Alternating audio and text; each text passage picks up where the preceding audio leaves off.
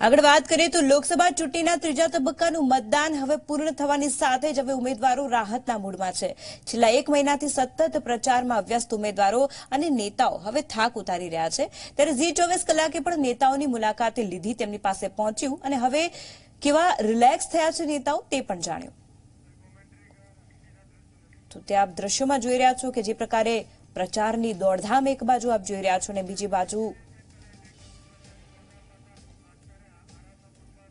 રાજુ પરમાર છે। આપ દ્રશ્યમાં જે શખ્સ જોઈ રહ્યા છો તે રાજુ પરમાર છે કે જે શરૂઆતમાં ઇલેક્શન પહેલા કેવી દોડધામમાં હતા અને બીજી બાજુ અત્યારે કેવા રિલેક્સ મૂડમાં છે તે આપ જોઈ શકો છો। તો કોંગ્રેસના અમદાવાદ પશ્ચિમના ઉમેદવાર રાજુ પરમાર કે જે ઇલેક્શન પહેલા ચૂંટણી પહેલા સતત દોડધામમાં વ્યસ્ત હતા, સતત ચૂંટણીના કારણે તમામ કામમાં હતા, ત્યારે અત્યારે એકદમ રિલેક્સ મૂડમાં છે અને આરામ ફરમાવી રહ્યા છે।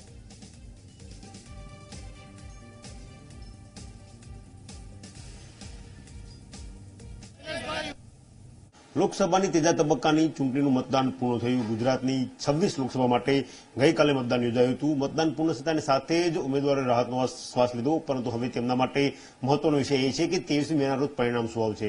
સવાલ એ છે કે મતદાનમાં દરમિયાન પ્રચાર કઈ રીતે કરવામાં આવ્યો। ચૂંટણી પ્રચારમાં ઘણીવાર પરિવાર સાથે પણ મળવાનું થતું ન હતું, એવા પણ સમય વીત્યા હશે। શું માનવું છે ઉમેદવારોનું જ્યારે તેઓ હરવાસની પરોમાં છે? આપણી સાથે હાલ જોડાય છે રાજુભાઈ પરમાર કે જેઓ અમદાવાદ પશ્ચિમ લોકસભા મત વિસ્તારના ઉમેદવાર હતા। 7 માર્ચ 2019ના રોજ તેમના નામની જાહેરાત થઈ, એટલે પ્રચાર માટે પૂરતો સમય મળ્યો હતો, પરંતુ પરિવાર માટે સમય મળ્યો હતો કે કેમ તે અંગે વાત કરીશું। રાજુભાઈ, સ્વાગત છે જી24 કલાકમાં। 7 માર્ચે તમારા નામની જાહેરાત થઈ, લગભગ ત્યારથી તમે સક્રિય થઈ ગયા છો પ્રચાર માટે। પરિવાર સાથે સમય ગાળી શક્યા ખરા? ઓછો સમય કાઢી શક્યા પરિવાર સાથે। કેવા રહ્યા આટલા બધા દિવસો? દિવસો ખૂબ હેક્ટિક રહ્યા। પ્રચારનું જે શરૂઆત થઈ 7 માર્ચથી લઈને અત્યાર સુધી, જેમ જેમ ડેટ નજીક આવતી ગઈ ચૂંટણી ઇલેક્શનની, એમ હેક્ટિવ વધારે રહ્યા, વધારે બિઝી રહ્યા। મોડે સુધી જાગવાનું થતું, 2-2.5 વાગ્યા સુધી ડેલી, એટલે ખૂબ જ હેક્ટિક પીરિયડ છેલ્લા 20-22 દિવસનો રહ્યો। શરીરને આરામ મળતો હતો ખરો? મળતો હતો, 4-5 કલાક 3-4 કલાક ઊંઘી લેતા હતા, પણ બહુ ઓછો આરામ મળ્યો એ દરમિયાન। આમ તો લાંબા સમયથી સક્રિય રાજકારણમાં છો, એટલે લગભગ ઘરે ને પરિવાર ને રાજકારણ વચ્ચે તમારે સંતુલન સાધવાનો પ્રયત્ન કરતા હશો। આ જે 1.5 મહિનાનો સમય ગયો એમાં કઈ સંતુલન સચવાયું ખરું? ના, એમાં સંતુલન નહીં સચવાઈ શક્યું, કારણ કે રાત્રે મોડા આવીએ, સવારે વહેલા નીકળી જવાનું હોય, એટલે એ સંતુલન નહીં જળવાઈ શક્યું। શું અપેક્ષા રાખી હતી પરિવારજનોએ તમારી પાસે? એ અપેક્ષા શું, પરિવારજનો તો એમ જ હોય કે ભાઈ સારી રીતે કોઈ જાતની તકલીફ વગર આપણે પ્રચાર પૂરો થાય એટલે ઇલેક્શન પૂરું થાય।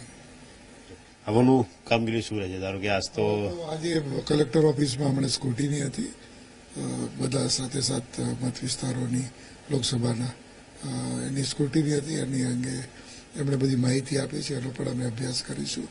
અને એસેમ્બલી વાઇઝ જે વોટિંગ થયું છે એનો પણ અમે અભ્યાસ કરીને એનાલિસિસ કર્યા પછી નિર્ણય પર આવીશું કે શું પોઝિશન બને છે। રાજુભાઈ, આમ તો હળવાશની પરોમાં છે, પણ એક પોલિટિકલ સવાલ એ થાય કે સામાન્ય રીતે શહેરી વિસ્તારમાં મતદાનનું પ્રમાણમાં સરેરાશ કરતાં ઊંચું હોય છે। આ વખતની પેટર્ન જોઈએ તો તમારી તો સંપૂર્ણ બેઠક શહેરી વિસ્તારવાળી છે, મતદાનની ટકાવારી પ્રમાણમાં ઓછી છે, કેવી રીતે જોવો છો? મતદાન, ગરમી એટલી બધી એટલે મતદારો ખૂબ ઓછા બહાર નીકળ્યા છે, પણ તેમ છતાં પણ 60ની આસપાસ ટકાનું જે વોટિંગ થયું છે એ બીજા વિસ્તારો કરતાં, બીજા જગ્યા પ્રદેશો કરતાં ખૂબ સારું વોટિંગ થયું છે। શું અપેક્ષા? જીતવાની અપેક્ષા, જીતીને આ સીટ અમારી જીતવાની જ છે અને જીતીને રહીશું। જીતીને જ રહીશું એવી અપેક્ષા છે।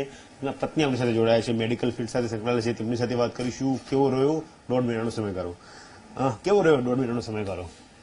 અતિશય બિઝી, ઘણો જ આપણે શું કહીએ હેક્ટિક જેવો, ઘણું જ કામ, એટલે ઘણું જ કામ, એમની ચિંતા, રાતે મોડે સુધી જાગવાનું, રાહ જોવાની, બીજું કંઈ કામ હોય તો બેક ઓફિસમાં જે કંઈ કામ હોય કરવાનું।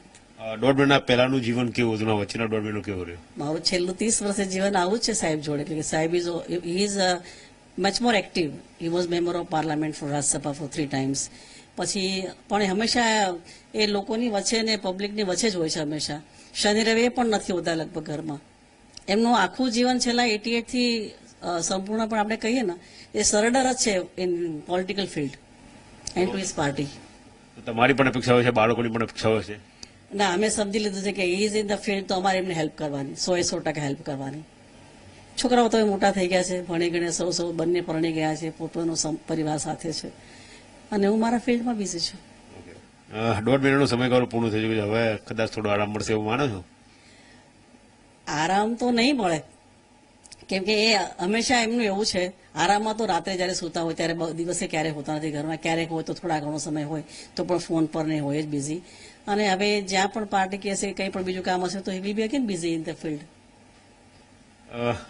અત્યાર સુધી રાજ્યસભાની ચૂંટણી હતી એટલે કહી શકાય કે પડદા પાછળની, આ પડદા ઉપરની પહેલી ચૂંટણી હતી, કેવું રહ્યું? હવે તો is in the open field. લોકોની વચ્ચે જઈને એમણે જે સંવાદ રચ્યો છે, જે લોકોને એમણે પ્રોમિસો કર્યા છે, જે લોકો માટે એમણે કામ કરવાનું છે એવું એમણે નિર્ણય કર્યો છે, અને બહુ અતિશય તમને કોનો ખાસું બિઝી રહીને બહુ સારું કામ કર્યું છે, અને આઈ એમ શ્યોર કે he will be doing everything for people. કોઈ ફરિયાદ ખરી? કારણ કે આમ તો રાજકારણના ફિલ્મમાં છે તો ઘરે સમય આપી શકતા છે, પણ છેલ્લો 1.5 મહિનો તો એવો છે કે ઘરે કોઈ પણ પ્રકારનો સમય નહીં જ આપી શકે. કોઈ ફરિયાદ ખરી?